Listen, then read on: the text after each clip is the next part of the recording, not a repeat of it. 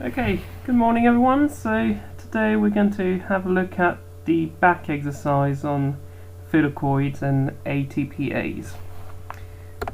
First thing, a few recaps from the previous video. So we know now that photosynthesis is divided into two stages. We've got the first stage, the light dependent stage, which happens in the thylakoids, and we also have the light independent stage. This stage happens in the stroma. Okay, so we said that during the light independent stage, so you know that after photolysis water is broken down into protons, electrons and dioxygen. Okay, some of this process will lead to the regeneration of ATP. So basically this back exercise is about this step here. How do you regenerate ADP into ATP? That's the aim of the back exercise. They're the experiments which led scientists to understand in which conditions this was performed. Okay, so we've already mentioned the different parts within the thylakoids which enable this, and so the focus is, so we've already explained it really, that protons go through the ATPase complex and that ADP is regenerated into ATP, but what we're going to do today is look at the experiments which enable scientists to prove this. So really the focus is on in which conditions can ATPase work. So back exercise, that was taken from back 2013. So question 1. Compare the experiments of figure 4 and deduce the conditions necessary for the synthesis of ATP. So we really want to know how ATP is synthesized, how ATP is produced, in which conditions. So first recap, we're going to explain what pH is. So pH is the power of hydrogen.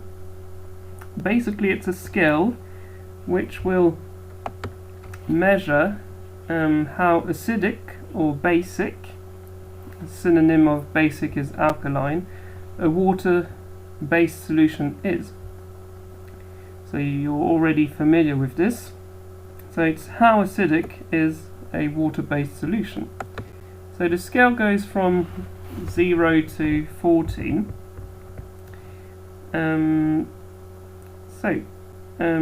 The power of hydrogen is a measure of the concentration of protons, so H pluses.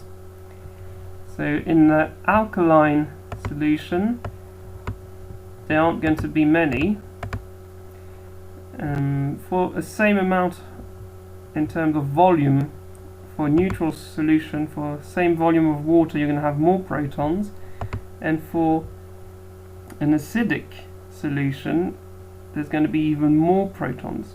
So if you take pH, power of hydrogen, lower pH, pH 0, 1, 2, will have higher amounts of protons than neutral solutions or than alkaline solutions. So the lower the pH, the higher the H plus concentration, the higher the proton concentration.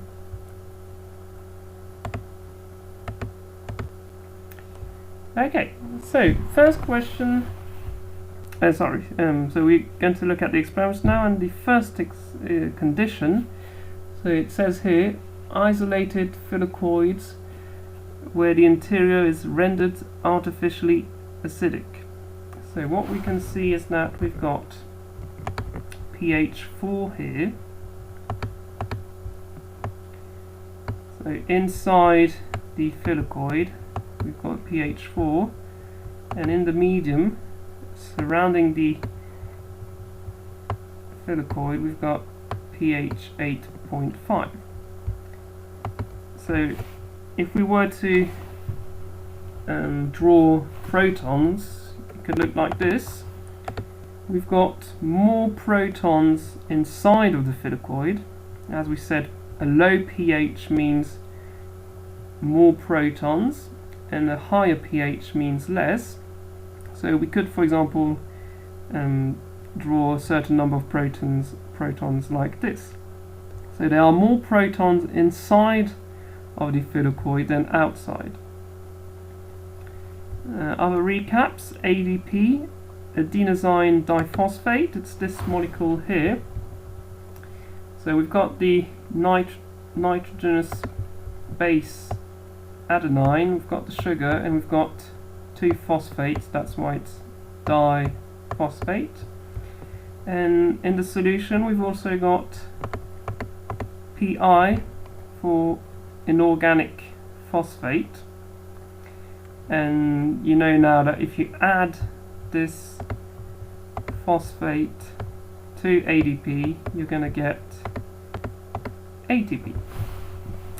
So what we can see in this first condition is that when the concentration of protons is higher inside the thylakoid than outside of the thylakoid, ATP is produced.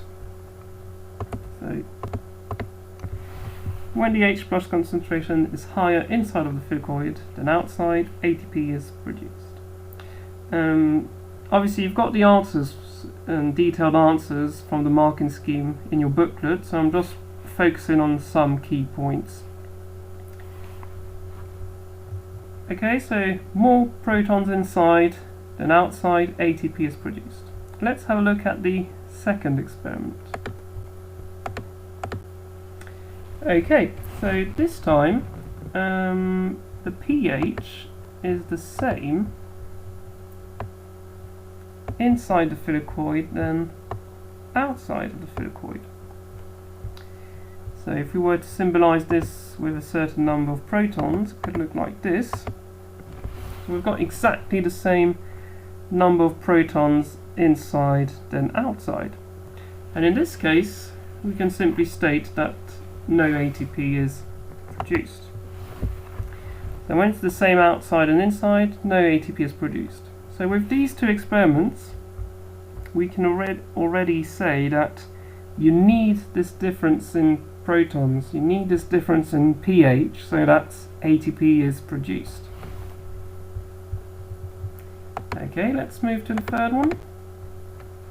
Okay, so let's do our first recap. So we've got pH 4 here and pH 8.5 there.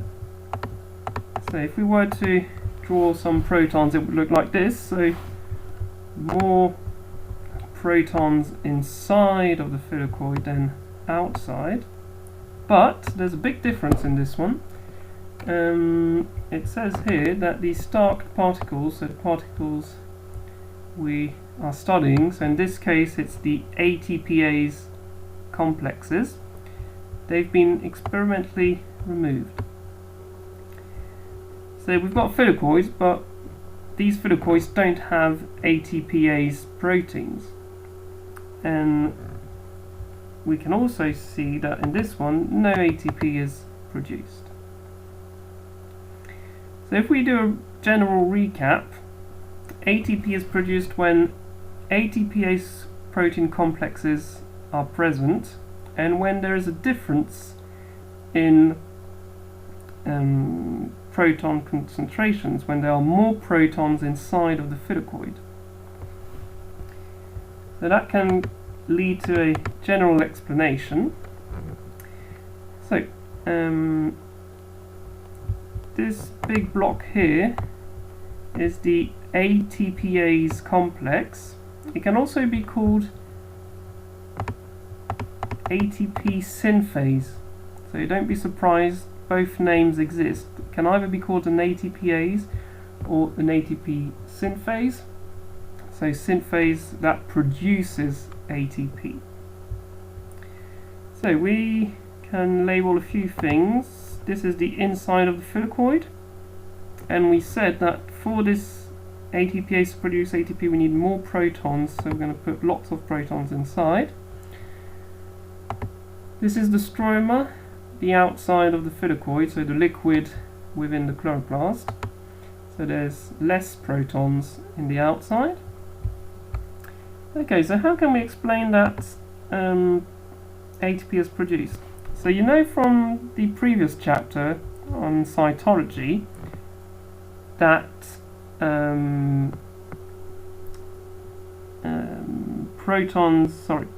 if you've got more molecules in one compartment, then there'll be less, they're going to go to the compartment with less protons.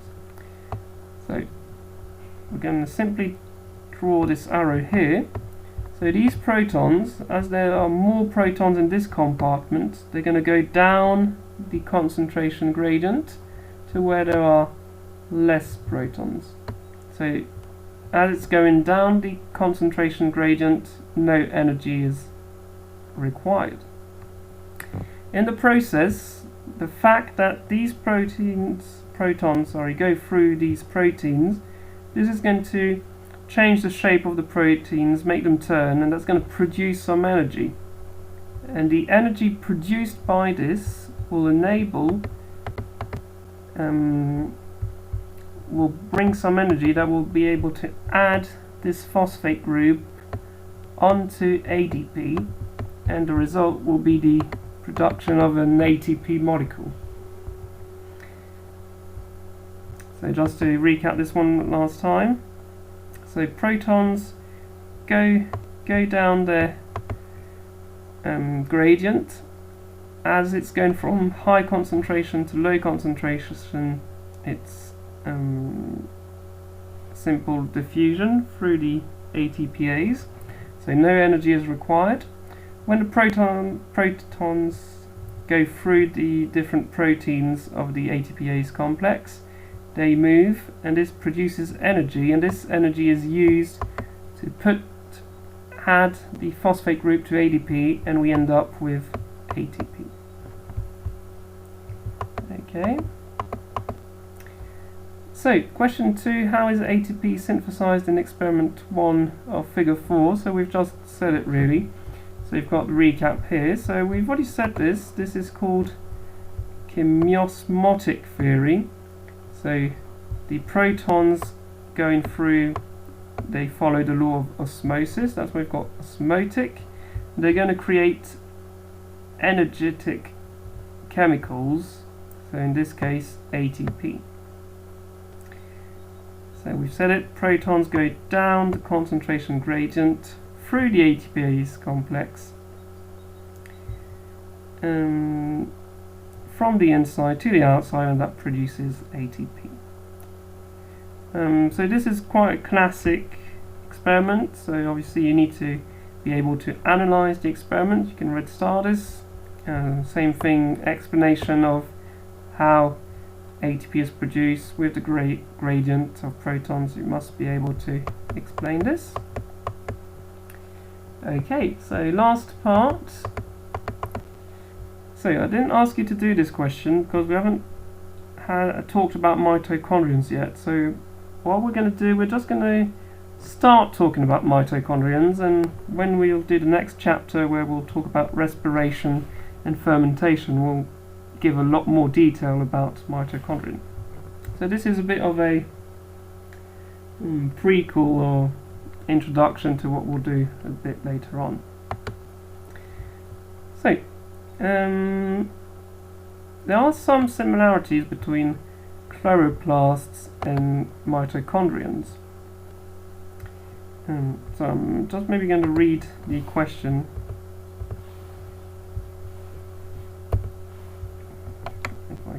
Back this one. So experiments similar to those outlined in figure 4 can be performed using the internal membrane of mitochondria. So basically you could have similar experiments with mitochondria and you would have a similar analysis to do. Give 2 similarities and 2 differences, structural or functional, between the internal membrane of a mitochondrion and a thylakoid membrane. So let's have a look at this. So as I said, this is a brief study, and we'll have a look at a bit more detail later on. So this is a microscope picture of a chloroplast. So we've already had a look at this, and this is a microscope picture of a mitochondria. So first thing that is striking is that we've got this double membrane business. So this will be linked to what we'll do later on when we do evolution, and we'll explain and have evidence that chloroplast and mitochondrion used to be bacteria that were through endosymbiosis, so through a vesicle they've been taken in.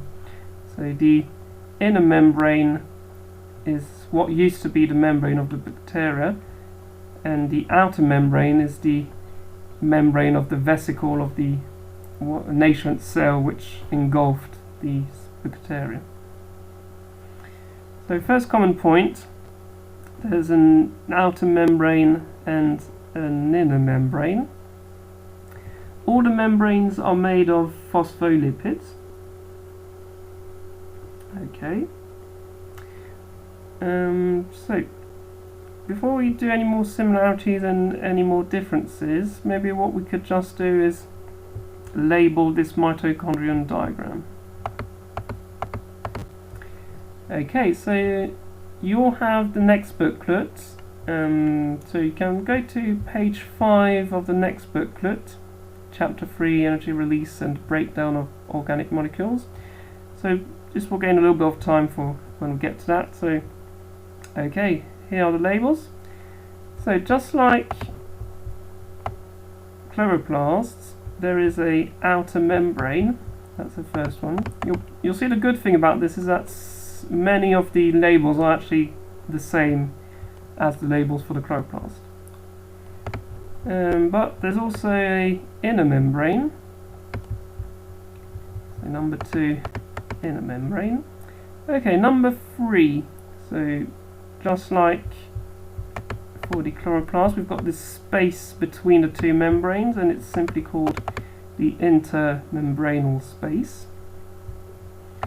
Number 4. So the liquid, which used to be a long time ago the cytoplasm of a bacterium, it's called the matrix.